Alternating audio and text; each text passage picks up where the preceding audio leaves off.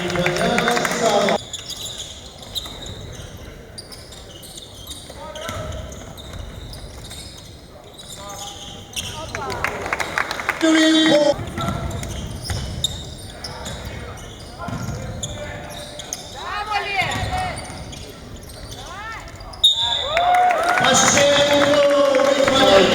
tokios rungtynės, pačia žaidimo gal kokybė kai kuriais momentais, aišku, ne visas 40 minučių, bet momentai buvo tie geri, bet kaip ir praeitose varžybose ir šitose didžiausia nerima kelia ir reikia ką pirmiausiai pataisyti, tai per didelis klaidų kiekis.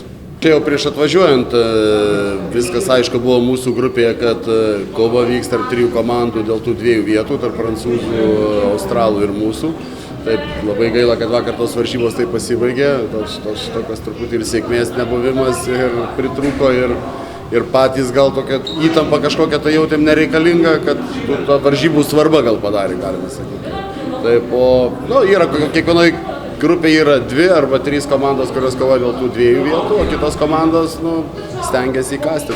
Tikrai visai neblogai palyginus vakar ir kaip pasakyti, ko pasakoje po to.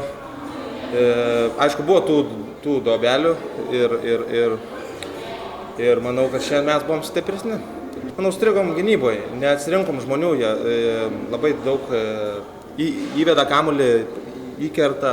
Tiesiog neatsirinkom žmonių gynyboje ir tiesiog čia šitas, manau, ir daugiausiai lėmė.